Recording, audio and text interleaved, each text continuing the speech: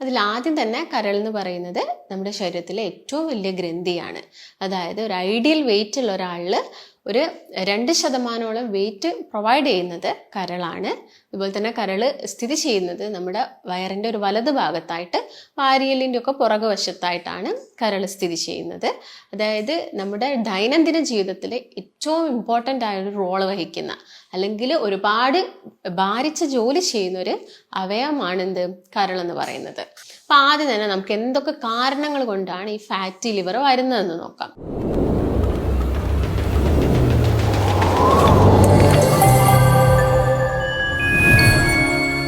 നമസ്കാരം, ഞാൻ ഡോക്ടർ ഭാഗ്യ, QNP health കെയറിലെ Ayurveda ഡോക്ടറാണ്. അപ്പോൾ ഇന്നത്തെ ടോപ്പിക്ക് ഫാറ്റി ലിവറിനെ കുറിച്ചിട്ടാണ്. വളരെയധികം കാലിക പ്രസക്തിയുള്ളൊരു വിഷയം തന്നെയാണ് ഫാറ്റി ലിവർ എന്ന് പറയുന്നത്. ഇപ്പം ജീവിതശൈലി രോഗങ്ങൾ നമ്മൾ നോക്കുകയാണെങ്കിൽ കൂടുതലായി വരുന്ന അസുഖങ്ങളിൽ ഒന്നാണ് ഫാറ്റി ലിവർ. അതായത് ഇപ്പം നമ്മളൊരു 10 പേരെ എടുത്ത് നോക്കുകയാണെങ്കിൽ അതിലൊരു 3 പേർക്കെങ്കിലും ഈ ഒരു കാലഘട്ടത്തിൽ ഫാറ്റി ലിവർ ഉണ്ട്. അതുപോലെ തന്നെ ഒരു 12 വയസ്സ് കഴിഞ്ഞ കുട്ടികളിൽ എസ്പെഷ്യലി നമ്മൾ നോക്കുകയാണെങ്കിൽ ആൺകുട്ടികളിലും ഫാറ്റി ലിവർ കൂടുതലായിട്ട് കണ്ടുവരുന്നുണ്ട്. അപ്പോൾ ഞാൻ നേരത്തെ പറഞ്ഞ പോലെ തന്നെ നമ്മുടെ മാറിയ ജീവിതം രീതിയാണ് ഇതിനുള്ളൊരു പ്രധാനപ്പെട്ട കാരണം എന്ന് പറയുന്നത്. അപ്പോൾ നമുക്ക് ഫാറ്റി ലിവറിനെ കുറിച്ച് നോക്കുന്നതിന് മുൻപ് ജസ്റ്റ് നമ്മുടെ ഓർഗനായ കരളിനെ കുറിച്ച് കുറച്ച് കാര്യങ്ങൾ മനസ്സിലാക്കാം. അതിലാദ്യം തന്നെ കരൾ എന്ന് പറയുന്നത് നമ്മുടെ ശരീരത്തിലെ ഏറ്റവും വലിയ ഗ്രന്ഥിയാണ്.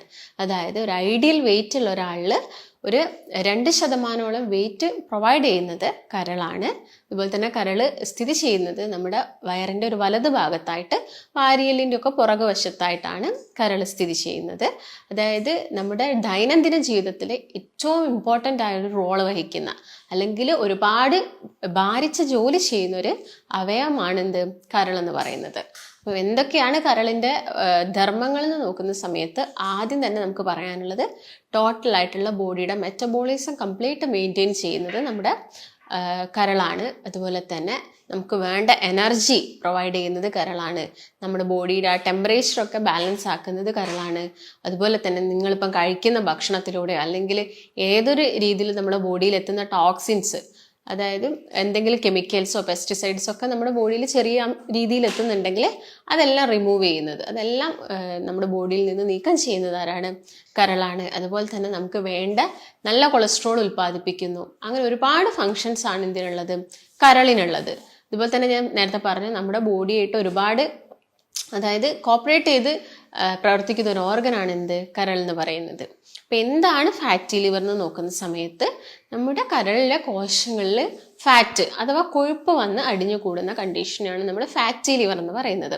ഇപ്പം നോർമലി ചെറിയ അളവിലൊക്കെ കൊഴുപ്പ് വരുന്നത് സാധാരണ ആയിട്ടുള്ളൊരു കാര്യമാണ്. പക്ഷെ നമ്മുടെ ലിവറിൻ്റെ വെയിറ്റിനേക്കാളും ഒരു 8 മുതൽ 10% കൂടുതലായിട്ട് കൊഴുപ്പ് വന്നടിയുന്ന സമയത്താണ് നമ്മൾ അതിനെ ഫാറ്റി ലിവർ എന്ന് പറയുന്നത്. ഒരു ഇനീഷ്യൽ സ്റ്റേജ് ആയിട്ടാണ് നമ്മൾ ഫാറ്റി ലിവർ പറയുന്നത്. അതിൻ്റെ ഒരു ലാസ്റ്റ് സ്റ്റേജ്, അതായത് നമ്മൾ ഈ ഫാറ്റി ലിവർ മൈൻഡ് ചെയ്യുന്നില്ല, അതിന് വേണ്ടതായിട്ടുള്ള നമ്മൾ ബോഡിയിൽ ഡയറ്റ് ഒന്നും എടുക്കുന്നില്ല, പ്രോപ്പറായിട്ടുള്ള വ്യായാമം ഒന്നും ചെയ്യുന്നില്ലെങ്കിൽ പിന്നെ വരുന്നൊരു കണ്ടീഷനാണ് ലിവർ സിറോസിസ്. അപ്പോൾ ആളുകൾക്കുള്ളൊരു സംശയമാണ് ലിവർ സിറോസിസ് ഈ ആൽക്കഹോൾ യൂസ് ചെയ്തിട്ട് മാത്രമാണോ വരുന്നത്? അല്ല, നമ്മുടെ ഭക്ഷണ രീതിയിലൂടെയും വരാം, ലിവർ സിറോസിസ് വരാം. അപ്പം ആദ്യം തന്നെ നമുക്ക് എന്തൊക്കെ കാരണങ്ങൾ കൊണ്ടാണ് ഈ ഫാറ്റി ലിവർ വരുന്നതെന്ന് നോക്കാം. അതിൽ നമുക്ക് മെയിനായിട്ടും 2 റീസൺസ് ആണുള്ളത്. ഒന്ന് ആൽക്കഹോളിക് ആയിട്ട് വരുന്ന കാരണം, മറ്റൊന്ന് നോൺ ആൽക്കഹോളിക്. അതിൻ്റെ മെയിൻ നമ്മുടെ ഭക്ഷണ രീതി തന്നെയാണ്. അപ്പം ആൽക്കഹോൾ നമ്മൾ കൺസ്യൂം ചെയ്യുന്ന സമയത്ത് അതിലുള്ളൊരു കണ്ടൻ്റായിട്ട് അസറ്റാൽഡിഹൈഡ് ആയിട്ടുള്ളൊരു കണ്ടന്റ് വരുന്നുണ്ട് ആൽക്കഹോളിൽ. ഈ അസറ്റാൽഡിഹൈഡ് ആണ് നമ്മുടെ ബോഡിക്ക് ടോക്സിൻ ആയിട്ട് മാറുന്നത്. അതായത് കരളിലെ കോശങ്ങളെയൊക്കെ നശിപ്പിക്കുന്നു. പിന്നീട് ക്യാൻസർ പോലുള്ള അസുഖങ്ങളൊക്കെ വരാനുള്ളൊരു കാരണം ഈ അസറ്റാൽഡിഹൈഡ് ആണ്. അങ്ങനെയാണ് ആൽക്കഹോൾ യൂസ് ചെയ്യുന്ന സമയത്ത് ഈ ഫാറ്റി ലിവറും പിന്നീട് ലിവർ സിറോസിസ് ഒക്കെ ആളുകളിൽ വരുന്നത്. ഇതിൻ്റെ സെക്കൻഡ് കോസ് നോക്കുകയാണെങ്കിൽ നോൺ ആൽക്കഹോളിക് ആണ്. ഞാൻ നേരത്തെ പറഞ്ഞ പോലെ തന്നെ ഫസ്റ്റ് കേസ് ഫുഡ് തന്നെയാണ്. നമ്മൾ അമിതമായിട്ട് കഴിക്കുന്ന ഭക്ഷണം, അതായത് നമുക്ക് വേണ്ട എനർജി അല്ലെങ്കിൽ കലോറിനേക്കാളൊക്കെ കൂടുതലായിട്ട് നമ്മൾ കഴിക്കുന്നുണ്ട്? ഭക്ഷണം കഴിക്കുന്നുണ്ട്, അരി ആഹാരം എടുക്കുന്നുണ്ട്. അതുപോലെ തന്നെ പഞ്ചസാര അടങ്ങിയത്, അതായത് ഈ ഫ്രക്ടോസ് ഒക്കെ കൂടുതലായിട്ടുള്ള ഭക്ഷണങ്ങൾ, ഈ ബേക്കറി ഐറ്റംസ് കഴിക്കുന്നുണ്ടെങ്കിൽ, അല്ലെങ്കിൽ ഫ്രൈഡ് ഐറ്റംസ് ഒക്കെ ഒരുപാട് കഴിക്കുക, അല്ലെങ്കിൽ ഫാസ്റ്റ് ഫുഡൊക്കെ നന്നായിട്ട് കഴിക്കുക, ഇങ്ങനെയുള്ള ആളുകളിൽ പിന്നീട് ഈ കൊഴുപ്പ് എന്തായിട്ട് മാറും? നമ്മൾ കഴിക്കുന്ന ഭക്ഷണം ഡൈജഷൻ കഴിഞ്ഞതിന് ശേഷം അത് കൊഴുപ്പായിട്ട് സ്റ്റോർ ചെയ്യപ്പെടുകയാണ് ചെയ്യുന്നത്.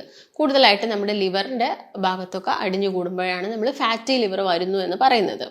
പിന്നുള്ളൊരു റീസൺ നോക്കുകയാണെങ്കിൽ പാരമ്പര്യമായിട്ട് ആളുകളിൽ ഫാറ്റി ലിവർ കണ്ടുവരാറുണ്ട്.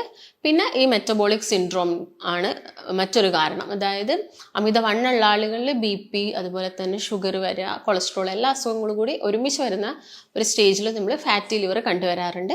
അല്ലെങ്കിൽ ലിവറിന് വരുന്ന എന്തെങ്കിലും ഇൻഫെക്ഷൻ ആയിക്കോട്ടെ, ഇപ്പോൾ ഹെപ്പറ്റൈറ്റിസ് പോലെയുള്ള ഇൻഫെക്ഷൻ, അതുപോലെ നിങ്ങൾ ഒരുപാട് കാലമായിട്ട് എന്തെങ്കിലും മെഡിസിൻസ് കഴിക്കുന്നുണ്ടെങ്കിൽ, പെയിൻ കില്ലേഴ്സോ അല്ലെങ്കിൽ എന്തെങ്കിലും സ്റ്റീറോയിഡ്സ് ഒക്കെ കഴിക്കുന്നുണ്ടെങ്കിലും ലിവറിന് എന്ത് വരാം, ഈ കൊഴുപ്പ് വന്ന് അടിഞ്ഞു കൂടിയിട്ട് ഫാറ്റി ലിവർ പോലെയുള്ള കണ്ടീഷൻസ് ഒക്കെ വരാം. അപ്പോൾ ഫാറ്റി ലിവർ എന്ന് പറയുന്നത് ഞാൻ നേരത്തെ പറഞ്ഞ പോലെ ലിവറിലെ കോശങ്ങളിൽ എന്ത് വന്നു, കൊഴുപ്പ് അടിഞ്ഞു കൂടുന്നു. അതിൻ്റെ നമുക്കൊരു 3 ഗ്രേഡായിട്ട് അതിനെ മാറ്റാം. അതായത് fatty liver grade 1, grade 2, grade 3 ആണ്. ഗ്രേഡ് 1 എന്ന് പറയുന്ന സമയത്ത് ഒരു 8% കൊഴുപ്പ് വന്നടയുന്നത്. ഒരു 10% ഒക്കെ ആവുന്ന സമയത്ത്, അല്ലെങ്കിൽ 10 to 12 ആവുന്ന സമയത്ത് നമ്മളതിനെ ഗ്രേഡ് 2 എന്ന് പറയുന്നു. ഒരു 15% ആവുന്ന സമയത്താണ് നമ്മൾ ഗ്രേഡ് 3 ഫാറ്റി ലിവർ എന്ന് പറയുന്നത് നെക്സ്റ്റ് സ്റ്റേജ്. ഇങ്ങനെ നമ്മുടെ ലിവറിലെ കോശങ്ങളിൽ ചെറിയ ചെറിയ നീർക്കെട്ടുകളും കാര്യങ്ങളും വന്നിട്ട് പിന്നെ നമ്മുടെ ലിവറിന് വരുന്ന ഒരു സ്കാറിങ് സംഭവിച്ചിട്ട് ഫൈബ്രോസിസ് ആയി കഴിഞ്ഞതിന് ശേഷം വരുന്ന ഒരു സ്റ്റേജ് ആണ് എന്ത്, ഈ ലിവർ സിറോസിസ് എന്ന് പറയുന്നത്. അപ്പം ഇതാണ് ഫാറ്റി ലിവറിന്റെ 3 സ്റ്റേജസുകൾ. ഞാൻ നേരത്തെ കാരണങ്ങളും പറഞ്ഞു കഴിഞ്ഞു. ഇനിയിപ്പം നമുക്ക് നോക്കാനുള്ളത് എങ്ങനെ നമുക്കിത് പ്രിവെന്റ് ചെയ്യാം, അല്ലെങ്കിൽ എങ്ങനെ നമുക്ക് ഈ ഒരു കണ്ടീഷനെ കുറച്ചുകൊണ്ട് വരാൻ നോക്കുന്ന സമയത്ത് ആദ്യം തന്നെ ഞാൻ പറഞ്ഞ കാരണങ്ങളിൽ ഒന്നാണ് ആൽക്കഹോൾ യൂസ് ചെയ്യുന്നത്. അത് കംപ്ലീറ്റ് ആയിട്ട് ഒഴിവാക്കുക.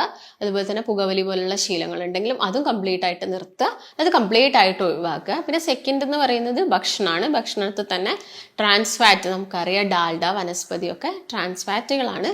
അത് ഉപയോഗിച്ചിട്ടുണ്ടാക്കുന്ന ഭക്ഷണങ്ങളൊക്കെ ഒഴിവാക്കുക. മെയിനായിട്ട് നമ്മൾ വീട്ടിലൊക്കെ ആണെങ്കിൽ ഒട്ടുമിക്ക ആളുകളും കോക്കനട്ട് ഓയിൽ തന്നെയായിരിക്കും യൂസ് ചെയ്യുന്നുണ്ട്. പക്ഷെ നമ്മളിപ്പോൾ ഹോട്ടലിനൊക്കെ ഫുഡ് ഒരുപാട് കഴിക്കുന്നുണ്ടെങ്കിൽ അവരുടെ ആ ഒരു കൺവിൻസിന് വേണ്ടിയിട്ട് അവർ കൂടുതലായിട്ട് എന്തായിരിക്കും ഈ ഡാൽഡയോ കാര്യങ്ങളൊക്കെ യൂസ് ചെയ്യുന്നുണ്ട്. അപ്പോൾ അതൊക്കെ കംപ്ലീറ്റ് ആയിട്ട് നമ്മൾ ഒഴിവാക്കാൻ വേണ്ടി നോക്കുക. അതുപോലെ തന്നെ ആഡഡ് ഷുഗേഴ്സ്, ഇപ്പോൾ പഞ്ചസാര ആയിക്കോട്ടെ, ശർക്കര ആയിക്കോട്ടെ, അല്ലെങ്കിൽ തേന്, നമ്മളിപ്പം കടകളിൽ നിന്ന് വാങ്ങുന്ന തേനുകളിലൊക്കെ ഒരുപാട് മിക്സിംഗ് ഒക്കെ നടക്കുന്നുണ്ട്. അപ്പോൾ അതിൻ്റെ ഉപയോഗം മാക്സിമം കുറയ്ക്കുക. അതുപോലെ കോളകൾ, ജ്യൂസുകൾ, കാർബണേറ്റഡ് ഡ്രിങ്ക്സുകൾ, അതൊക്കെ കംപ്ലീറ്റ് ആയിട്ട് ഒഴിവാക്കുക. അതുപോലെ സോസ് മിക്സ് ചെയ്തിട്ടുണ്ടാക്കുന്ന ഭക്ഷണങ്ങളൊക്കെ ഒഴിവാക്കാൻ വേണ്ടി ശ്രദ്ധിക്കുക. പിന്നെ ഞാൻ നേരത്തെ പറഞ്ഞ പോലെ തന്നെ ഹൈ ഫ്രക്ടോസ് കോൺ സിറപ്പുകളാണ് കൂടുതലായിട്ടും ഇപ്പം ബേക്കറി ഐറ്റംസിലൊക്കെ യൂസ് ചെയ്യുന്നത്. അപ്പോൾ അതൊക്കെ മാക്സിമം കുറച്ചുകൊണ്ട് വരിക.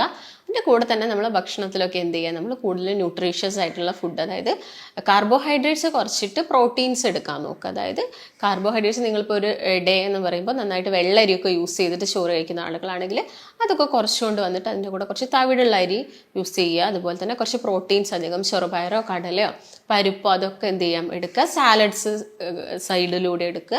പിന്നെ നന്നായിട്ട് വെള്ളം കുടിക്കാൻ നോക്കുക. ഇതിൻ്റെ കൂടെ തന്നെ നല്ലൊരു വ്യായാമം, അതായത് ഒരു 45 മിനിറ്റ്സ് നമ്മുടെ ബോഡിക്ക് നല്ലൊരു എന്ത് കൊടുക്കാം, എക്സസൈസ് കൊടുക്കുകയാണെങ്കിൽ തന്നെ നമ്മൾ ആ ഒരു വിയർപ്പിലൂടെ തന്നെ നമുക്ക് ആ കൊഴുപ്പൊക്കെ കംപ്ലീറ്റ് ആയിട്ട് പോകുന്നത് കാണാൻ പറ്റും. അതിൻ്റെ കൂടെ തന്നെ നന്നായിട്ട് ഉറങ്ങാൻ വേണ്ടി ശ്രദ്ധിക്കുക. പിന്നെ മെയിനായിട്ട് ഞാൻ നേരത്തെ പറഞ്ഞ പോലെ നമുക്ക് വീട്ടിൽ ഒരുപാട് കാര്യങ്ങളാണ് ചെയ്ത് നോക്കാൻ പറ്റുന്നത്. അതായത് നന്നായിട്ട് വെജിറ്റബിൾസ് ഒക്കെ ആഡ്, അതായത് ഇപ്പോൾ ക്യാബേജ്, കോളിഫ്ലവർ ഒക്കെ നമ്മുടെ ലിവറിൻ്റെ ഹെൽത്തിന് നല്ല വെജിറ്റബിൾസ് ആണ്. അതൊക്കെ നന്നായിട്ട് കഴിക്കുക. മുളപ്പിച്ച ധാന്യം കഴിക്കാൻ നോക്കുക. അതുപോലെ തന്നെ നിങ്ങൾക്ക് വീട്ടിലൊക്കെ ആണെങ്കിൽ കീഴാർനെല്ലി ഇട്ട് തിളപ്പിച്ച വെള്ളമൊക്കെ കുടിക്കാം. അതെപ്പോഴും നമ്മുടെ ലിവറിൻ്റെ ഒരു ഹെൽത്ത് എന്ത് ചെയ്യാൻ പറ്റും, നമുക്ക് മെയിൻറ്റെയിൻ ചെയ്ത് പോകാൻ പറ്റും. അതുപോലെ തന്നെ നിങ്ങൾക്ക് എന്ത് ചെയ്യാം, ഡെയിലി നമ്മുടെ ഭക്ഷണത്തിൽ വെളുത്തുള്ളി, ചുവന്നുള്ളി, ഇങ്ങനെയുള്ള നമുക്ക് വീട്ടിൽ കിട്ടുന്ന കാര്യങ്ങളൊക്കെ നന്നായിട്ട് ചേർത്ത് കഴിക്കാൻ വേണ്ടിയിട്ട് തന്നെ ശ്രദ്ധിക്കുക. കാരണം ഞാൻ നേരത്തെ പറഞ്ഞല്ലോ, നമ്മുടെ ബോഡിയിലോട്ട് ഒരുപാട് ടോക്സിൻസ് അല്ലെങ്കിൽ കെമിക്കൽസ് ഒക്കെ ഡെയിലി എത്തുന്നുണ്ട്. അപ്പോൾ നമ്മൾ ഈവൻ കഴിക്കുന്ന പച്ചക്കറികൾ, കടകളിൽ നിന്ന് വാങ്ങുന്ന പച്ചക്കറികളാണെങ്കിൽ ഒരുപാട് കീടനാശിനി അടിക്കുന്നുണ്ട്. അതുപോലെ തന്നെ നമ്മൾ കഴിക്കുന്ന മത്സ്യങ്ങൾ നമ്മുടെ കടലിലോട്ടും പുഴകളിലോട്ടൊക്കെ ഒരുപാട് മാലിന്യങ്ങളൊക്കെ തള്ളുന്നുണ്ട്. ഇതിൻ്റെ ഭാഗമായിട്ട് വരുന്ന ചെറിയ ചെറിയ ടോക്സിൻസ് ഒക്കെ ചിലപ്പോൾ നമ്മുടെ വയറ്റിലെത്തിയിട്ട് അത് റിമൂവ് ചെയ്യാൻ വേണ്ടി ഹെൽപ്പ് ചെയ്യുന്നത് ആരാണ്, ലിവറാണ്. അപ്പോൾ ലിവറിൻ്റെ ഹെൽത്ത് എപ്പോഴും എന്തായിരിക്കണം, ഓക്കെ ആയിരിക്കണം. അതിന് വേണ്ടിയിട്ട് ഞാൻ പറഞ്ഞ ചുവന്നുള്ളിയൊക്കെ നന്നായിട്ട് കഴിക്കുക. അപ്പോൾ നിങ്ങൾക്ക് പെട്ടെന്ന് തന്നെ ഈ ഫാറ്റി ലിവറൊക്കെ കുറയ്ക്കാൻ വേണ്ടിയിട്ട് ഞാൻ നേരത്തെ പറഞ്ഞ ഭക്ഷണം ശ്രദ്ധിക്കുന്നതിൻ്റെ കൂടെ തന്നെ നിങ്ങൾക്കൊരു ചെറിയൊരു ഹോം റെമഡി പറഞ്ഞുതരാം. അതിന് വേണ്ടിയിട്ട് നിങ്ങൾ ജസ്റ്റ് ഒരു 1 മന്ത് ഫോളോ ചെയ്യേണ്ടതാണ്. First 10 days, next 10 days, last 10 days. ഈ ഫസ്റ്റ് 10 ഡേയ്സിൽ നിങ്ങൾക്ക് ഒരു 1/2 ഗ്ലാസ് മോരിലോട്ട് ഒരു 2-3 ചെറിയുള്ളി മിക്സ് ചെയ്തിട്ട് ഒരു തണ്ട് കറിവേപ്പില ഇട്ടിട്ട് നന്നായിട്ട് ജസ്റ്റ് ഒന്ന് അടിച്ചിട്ട് ആദ്യത്തെ 10 ദിവസം കഴിക്കാം. നെക്സ്റ്റ് 10 ഡേയ്സ് അതുപോലെ തന്നെ ഒരു 1.5 ടീസ്പൂൺ ബാർലി പൗഡർ ഒരു ഗ്ലാസ് വെള്ളത്തിൽ മിക്സ് ചെയ്തിട്ട് തിളപ്പിച്ചിട്ട് ആ വെള്ളം കുടിക്കാം. അതുപോലെ തന്നെ ഒരു ലാസ്റ്റ് 10 ഡേയ്സ് ആണെങ്കിൽ ഇങ്ങനെ തന്നെ ഒരു ഗ്ലാസ് വെള്ളത്തിൽ ഒരു 2 നെല്ലിക്കയും ഒരു നുള്ളു മഞ്ഞൾപ്പൊടി അതുപോലെ തന്നെ കറിവേപ്പിലൊക്കെ മിക്സ് ചെയ്തിട്ട് ഒരു ജ്യൂസ് പോലെ ആക്കിയിട്ട് നിങ്ങൾക്ക് അവസാനത്തെ ഒരു 10 ദിവസം കുടിക്കാം. ഇങ്ങനെ ചെയ്യുകയാണെങ്കിൽ നമുക്കൊരു 1 മന്തിനുള്ളിൽ തന്നെ ഫാറ്റി ലിവറൊക്കെ കുറഞ്ഞു വരുന്നത് കാണാൻ പറ്റും. ഇപ്പോൾ ഒരു ഗ്രേഡ് 1ഉം ഗ്രേഡ് 2 ഒക്കെ നമുക്ക് ഈസി ആയിട്ട് തന്നെ നമുക്ക് ലിവറിൻ്റെ ആ നോർമൽ സ്റ്റേജിലോട്ട് നമുക്ക് കൊണ്ടുവരാൻ പറ്റും. ഒരു ഗ്രേഡ് 3 ഒക്കെ ആവുന്ന സമയത്ത് നിങ്ങൾക്ക് ഒരുപാട് അസ്വസ്ഥതകളും കാര്യങ്ങളൊക്കെ ഉണ്ടെങ്കിൽ, അതും അല്ലെങ്കിൽ നല്ല ക്ഷീണമുണ്ട്, ഈ വയറിൻ്റെ വലതുവശത്ത് നല്ല വേദന ഉണ്ട്, ഓക്കാനം, ഛർദി, അങ്ങനെ ഒരുപാട് ലക്ഷണങ്ങൾ ഫാറ്റി ലിവറുള്ള ആളുകളിൽ നമുക്ക് കാണാൻ സാധിക്കും. ഇങ്ങനെയൊക്കെ നല്ല ബുദ്ധിമുട്ടൊക്കെ വരികയാണെങ്കിൽ, ഇപ്പോൾ നിങ്ങളൊരു ഗ്രേഡ് 3ലാണ് എത്തിയിരിക്കുന്നതെങ്കിൽ ചിലപ്പോൾ നിങ്ങൾ മെഡിസിൻസും കാര്യങ്ങളൊക്കെ സ്റ്റാർട്ട് ചെയ്യേണ്ടി വരും. അപ്പോൾ ഇതൊക്കെയാണ് ഫാറ്റി ലിവറിനെ കുറിച്ച് മെയിനായിട്ട് പറയാനുള്ള കാര്യങ്ങൾ. അപ്പോൾ നിങ്ങൾക്ക് എന്തെങ്കിലും സംശയങ്ങളോ കാര്യങ്ങളോ ഒക്കെ ഉണ്ടെങ്കിൽ താഴെ കാണുന്ന നമ്പറുമായിട്ട് ബന്ധപ്പെടുക. നമുക്ക് മറ്റൊരു നല്ല ഹെൽത്ത് ടോപ്പിക്കുമായിട്ട് വീണ്ടും കാണാം. നന്ദി.